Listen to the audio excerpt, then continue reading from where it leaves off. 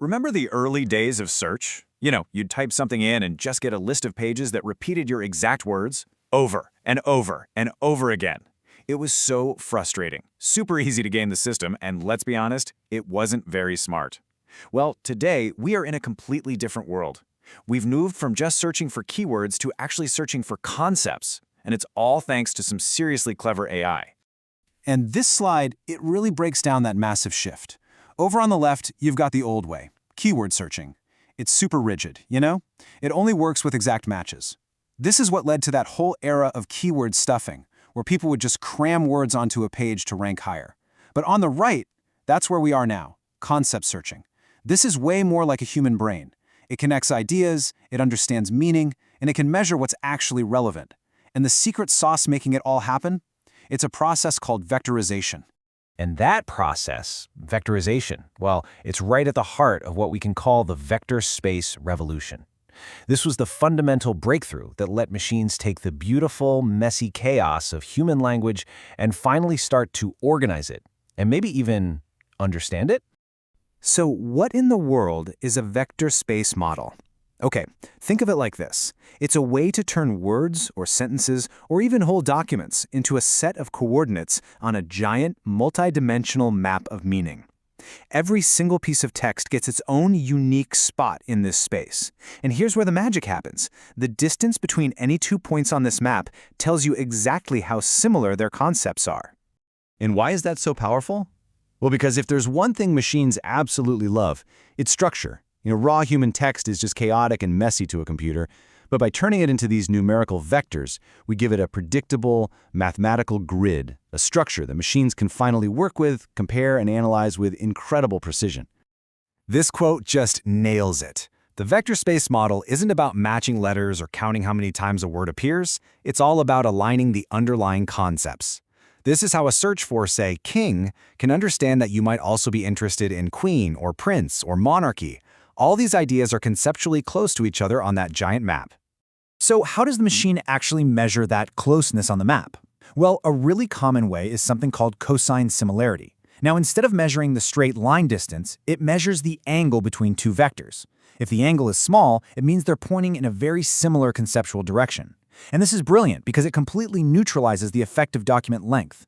A short, punchy, direct answer can be seen as just as relevant as a super long article as long as they're both pointing at the same core idea. Vectorization was absolutely revolutionary, but the next giant leap forward came from something called transformers.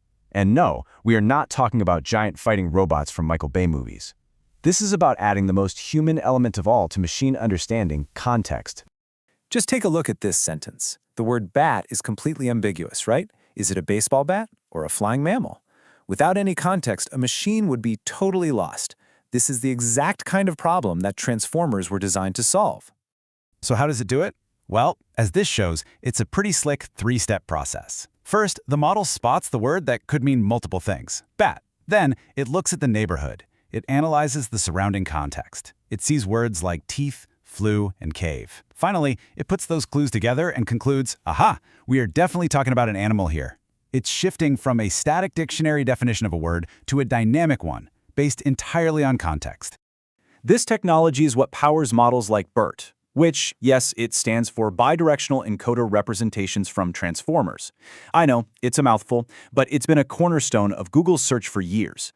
The keyword to focus on here is bidirectional. Unlike older models that just read a sentence from left to right, BERT processes the entire sequence of words all at once, looking forwards and backwards at the same time to grasp the full, rich context of an idea. And all of this leads us to a classic problem that really plagued search engines for years.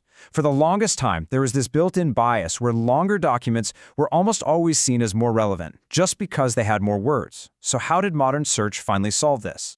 Well, the problem with long documents really breaks down into two main types. First, you've got the verbose ones that just repeat the same ideas over and over again. That's your classic keyword stuffing. And then you have these multi-topic behemoths, articles that cover a dozen different things, where only one tiny section is actually what you were looking for, but the page's sheer size gave it an unfair advantage. The solution is this really clever technique called pivoted document length normalization. Now, forget the complicated name. What it does is actually pretty simple. Think of it like a handicap system in sports.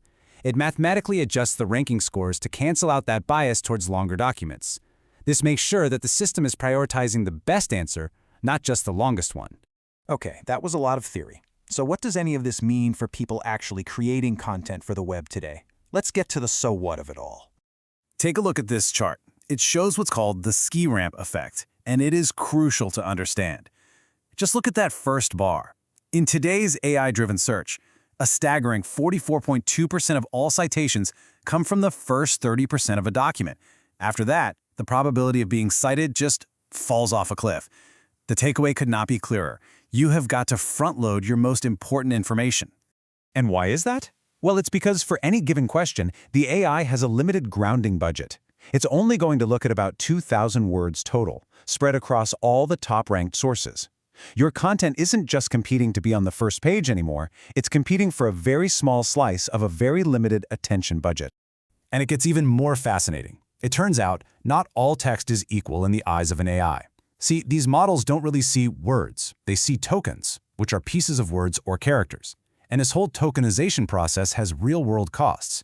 As this table shows, plain English is highly efficient, but other languages, or even simple formats like tables, are less efficient. They actually require more tokens to say the same thing, which means they literally cost more money and processing power to analyze.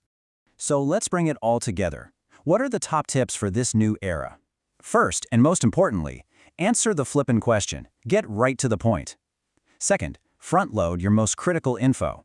Third, help the machine out. Disambiguate your meaning with clear entities and structured data. Fourth, EEAT. Experience, expertise, authoritativeness, and trustworthiness is still king.